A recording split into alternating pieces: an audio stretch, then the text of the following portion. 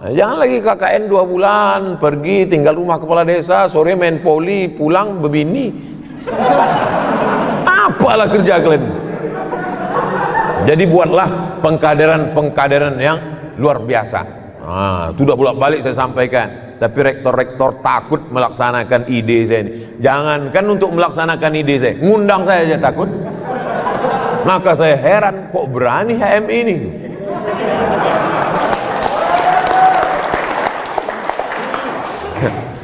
Adinda dari Cianjur, akulturasi. Jadi saya masuk ke suku Akit, ke suku Talang Mama, ke suku Laut, di suku Laut itu seminggu saya masuk ke suku Akit, tidur di dalam. Di suku Talang Mama setiap 6 bulan sekali. Jadi saya tanyalah, bagaimanalah bunyi mantra-mantra kalian? Jadi saya catat itu mantra-mantranya itu. Mantra-mantra. Tapi yang dikasihnya pelet pula. Jampi-jampi. Tak mau pula terbuka. Install add-on Samsung Note kata dia. Nah, tapi di situ ada ujungnya adalah berkat la ilaha illallah. Jadi yang antum maksud tadi terjadi di Pulau Jawa, terjadi di Pulau Kalimantan, terjadi di Pulau Sumatera, proses islamisasi yang belum selesai. Jadi dai masuk ke dalam hutan, dia hanya baru sampai menjelaskan la ilaha illallah Muhammadur Rasulullah, belum sampai masuk fikih sholat. Akhirnya mereka di ujung-ujung mantranya itu berkat la ilaha illallah Muhammadur Rasulullah. Sirat akad nikahnya pun Islam, tapi mereka tak sholat. Jadi kalau ada kawan-kawan antum anak HMI yang tahu syahadat tapi tak sholat, itu termasuklah yang dai yang belum selesai tadi. Dia downloadnya belum sampai finish, baru 15%, kemudian paket habis. Itu dia. Jadi itu yang antum sebut tadi. Terus itu tanggung jawab siapa? Jangan kita salahkan ulama dulu. Itu adalah tanggung jawab kita bersama untuk menyempurnakan download mereka ini. Maka saya berharap ke depan program-program kami ini juga bersinergi dengan HMI insyaallah. Masuk kita ke dalam. Karena ini tak bisa sekedar kirim nanti, tapi jangan semua, beberapa tokoh-tokoh leadernya supaya bersinergi ke dalam. Lalu kemudian tentang masalah kita dengan Belanda dikatakan kalah. Ada 2 lukisan penangkapan Pangeran Diponegoro. Satu yang dibuat oleh Belanda, dibuat di situ Pangeran Diponegoro dalam keadaan ketakutan, pucat pasi. Lalu kemudian seorang pelukis Indonesia, Raden Saleh, dia lihat, ini nggak benar. Maka dia buat lukisan versi dia. Nampak Pangeran Diponegoro dengan gagah berani walaupun berhadapan dengan musuh, dan itu yang benar. Sejarah akan ditulis oleh pemenang. Anehnya Indonesia melawan kita, kita yang menang, dan sejarah kita ditulis mengikut cerita Belanda. Siapa yang memperbaiki ini? Sejarawan-sejarawan dari HMI. Kalian harus luruskan. Lukisannya aja perlu diluruskan, apalagi sejarahnya. Kita tidak pernah kalah, kita menang. Bambu runcing bekal kita. Seorang ahli zikir tidak hanya sekedar berzikir di masjid, tapi dia berzikir menggetarkan jamaah.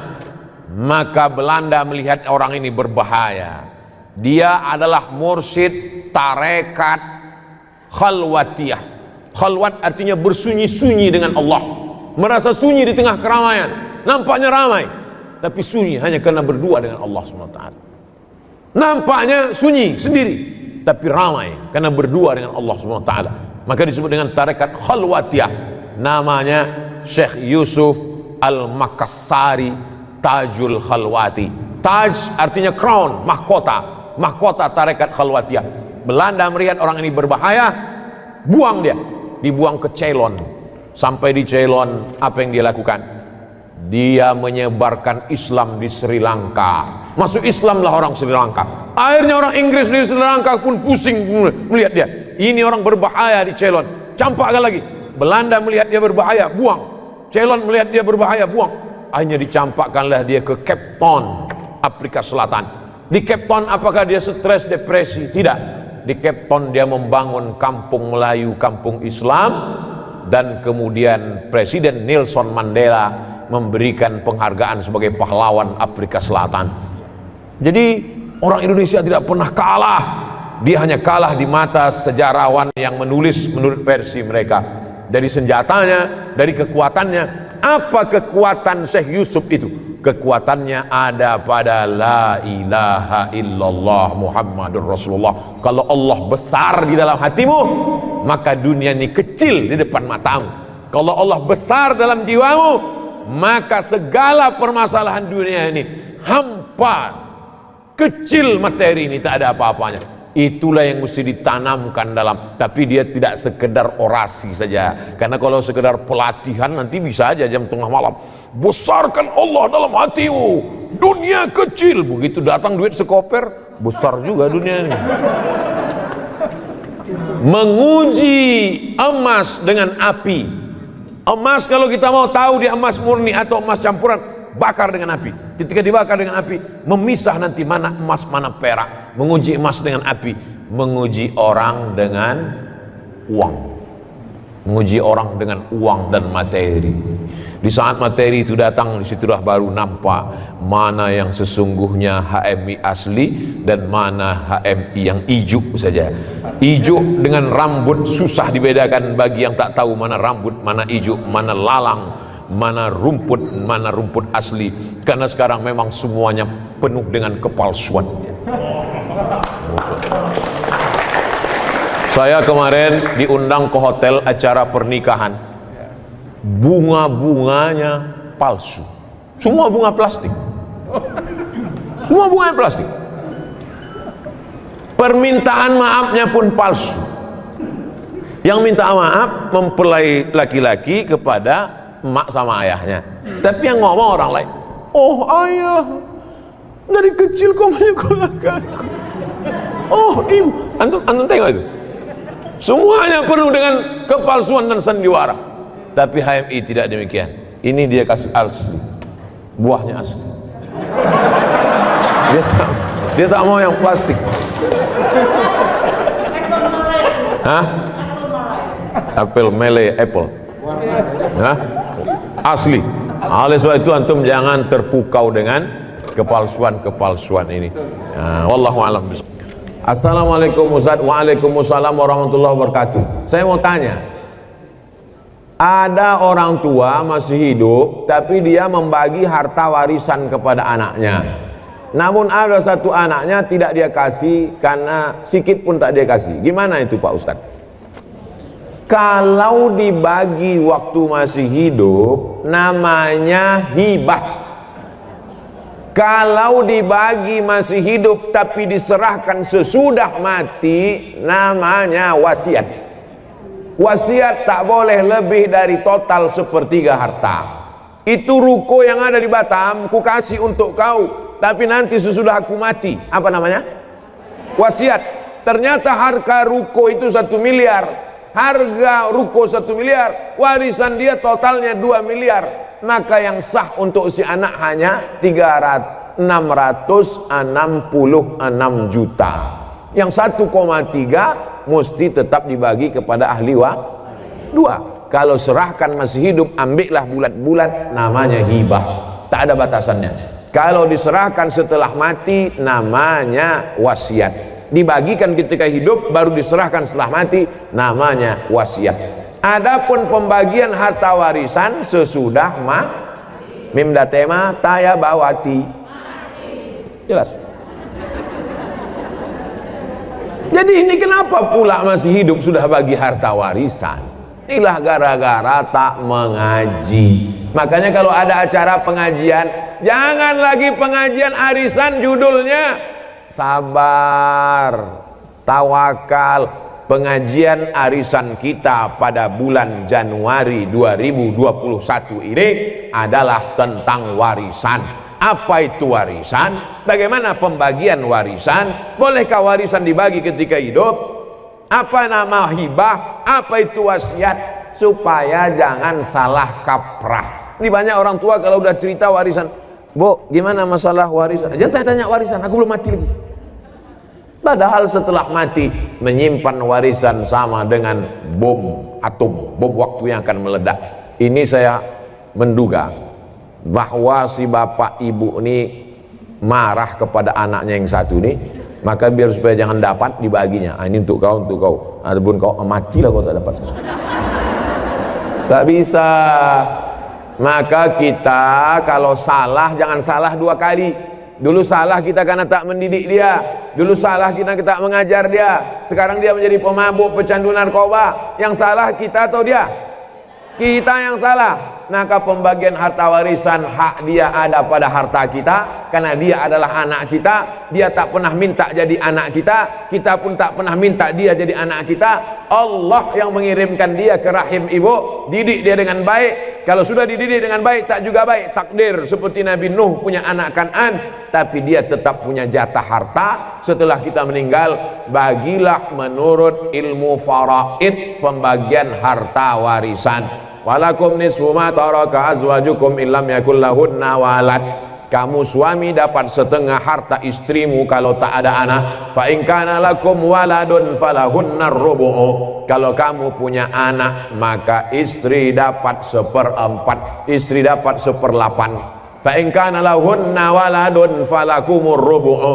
Kalau ada anak suami dapat 1/4. Kalau tak ada anak suami dapat setengah. Istri dapat 1/4 kalau tak ada anak. Kalau ada anak, istri dapat 1/8.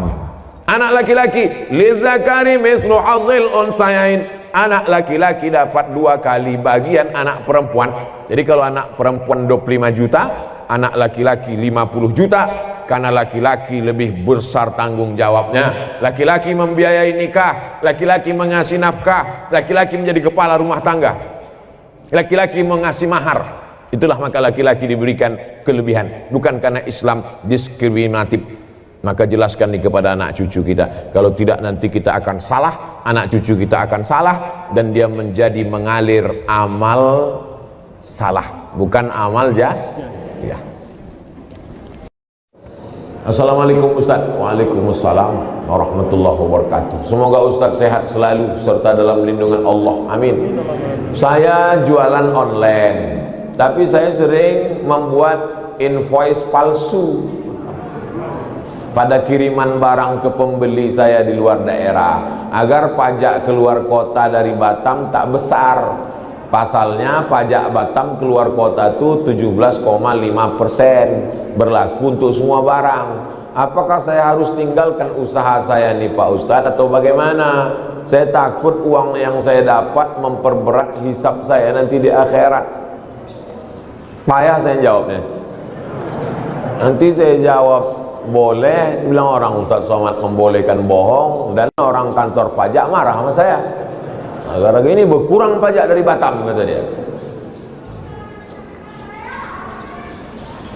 Jadi aturan-aturan negara yang tidak ada di dalam Quran itu adalah kesepakatan ulama dan umara. Kesepakatan la tajtami'u ummati ala dhalalatin. Umat ini tidak mungkin bersepakat untuk suatu kesesatan. Makanya kita disuruh atiullah wa atiur rasul wa ulil amri. Sama macam pakai paspor. Mana ada hadis nyuruh pakai paspor? Jadi kalau ada anak-anak muda nih, kau udah ngurus paspor.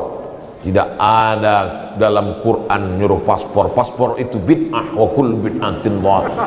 Pas mau masuk Saudi, mana bisa kau masuk? Begitu juga lah logika berpikirnya tentang masalah pajak tadi. Itu adalah aturan negara. Assalamualaikum Ustaz. Waalaikumsalam. Kami sudah lebih 10 tahun menikah. Mohon doa agar segera diberi Allah keturunan yang soleh, penghafal Quran dan cinta kepada alim ulama, terutama seperti Ustadz Abdul Somad. Nanti kita doakan. Mudah-mudahan yang belum punya anak punya anak. Saya udah 40 tahun Pak Ustaz belum juga punya anak. Hah? Kenapa gitu? Belum nikah. Nikahlah. Nikah. Nanti di akhir majelis kita berdoa. Bagaimana saya menghadapi ibu kandung saya yang tak adil terhadap adab anaknya dalam memberikan kasih sayang? Masalahnya ibu saya terlalu berlebihan kepada anak yang satu saja. Ittaqullah, kata Nabi. Hai ayah, hai ibu, ittaqullah, takwalah kamu kepada Allah. Fa'dilu baina auladikum, bersikap adillah kamu di antara anak-anak kamu. Memang hati tak bisa berdusta. Kadang kita lebih sayang pada anak pertama daripada anak kedua, ketiga. Tapi hati memang tak bisa. Tapi zohirnya maka mesti bersikap adil. Adil tak mesti sama. Adil tak mesti sama. Anak tiga, yang satu, yang paling kecil TK karena dia lambat nomor antrian. Tak pula belikan laptop tiga-tiga dikasih laptop. Anak S1 laptop, anak tiga kasih laptop, habislah. Nah, jadi letakkan sesuatu pada tempatnya, itu bersikap adil. Ibu, bapak jangan sampai kalian tak adil. Anak yang satu dimanjakan, jadi hantu dia. Anak-anak yang satu ini dicampakkan, boleh jadi dia yang berbakti. Nah, jadi kita tak tahu entah mana buah hati, belayan jiwa, permata-permata ini yang akan menolong kita di hadapan Allah. Yang pasti anak-anak kita itu adalah amal jariyah, waladun solihun, anak soleh. Bagaimana hukumnya orang meninggal dan belum jelas karena virus corona, sementara langsung dikubur, tak dibuka baju dan pampersnya? Dan kalau memang jelas corona, apakah termasuk mati syahid? Hai pegawai-pegawai, dokter-dokter, bidan-bidan di rumah sakit, kalian akan dituntut di hadapan Allah seperti aku juga akan dituntut dalam setiap ucapanku ini. Ma yalfizu min qaulin, semua cakap yang keluar dari mulutmu Abdul Somad, kau akan dituntut. Maka begitu juga kau saudara-saudaraku akan dituntut. Apakah kau amanah atau kau curang di situ? Apakah betul atau hanya kau permainkan di situ? Maka setiap akan diminta la tus'alunna yauma idzin anil na'im. Inna sam'a, telinga, dengar baik-baik Pak Dokter, dengar baik-baik Bu Perawat. Wal basar, pandang tengok baik-baik, apakah betul ini kena Covid atau tidak. Wal fuad, pikir baik-baik, kau dapat berapa di dunia ini, di akhirat nanti pertanggungjawabannya macam mana, hisabnya, titian siratal mustaqimnya, azab kuburnya, nikmat sesaat. Setelah dapat kau pastikan bahwa ini Covid, katakan Covid. Kalau tak Covid, balikkan ke keluarganya biar bisa diselenggarakan jenazahnya. Kalau ini memang betul Covid, maka ada petugas jenazah pakai baju astronot, bersampul semuanya, buka pampersnya karena ada najis di situ, lalu kemudian tayamumkan karena tak bisa dimandikan. Maka secara fikih orang yang kena penyakit menular ditayamumkan. Walaupun kau pakai plastik, pakai baju astronot, ambil tanah, pukulkan, sapukan ke mukanya sekali, sapukan, jangan takut kena matanya, tak akan berkedip.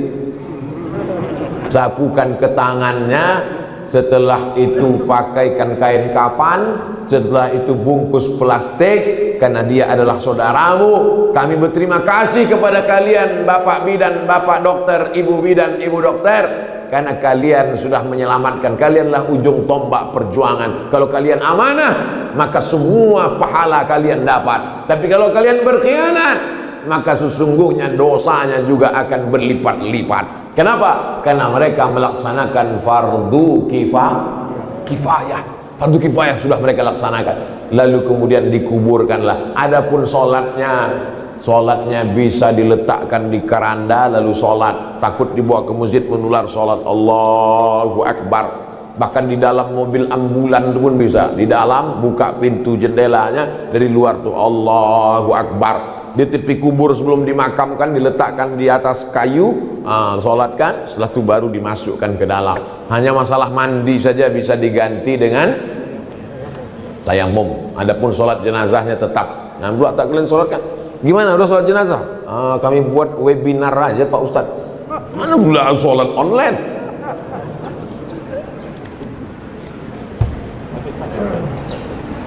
Al-mat'unu syahid, orang yang kena wabah matinya mati syahid. Tapi orang mati syahid tak perlu dimandikan Pak Ustaz. Syahid yang mana guys? Syahid mati fisabilillah. Syahid itu terbagi dua. Syahid mati fisabilillah itu yang tak dimandikan, dikuburkan dengan bekas-bekas lukanya. Contohnya mana? Sayyidina Hamzah. Sayyidina Hamzah itu dikuburkan dengan luka-lukanya karena nanti mereka bangkit di padang mahsyar akan jadi saksi itu. Luka-lukanya itu jadi saksi di hadapan Allah. Adapun yang mati syahid, orang tenggelam mati syahid, orang kebakaran mati syahid, melahirkan anak mati syahid, orang yang mencari nafkah kena musibah, orang yang sakit perut mati syahid. Kalau pergi mencari nafkah, pergi karena lillahi ta'ala. Adapun orang yang pergi selingkuh tak boleh mati syahid.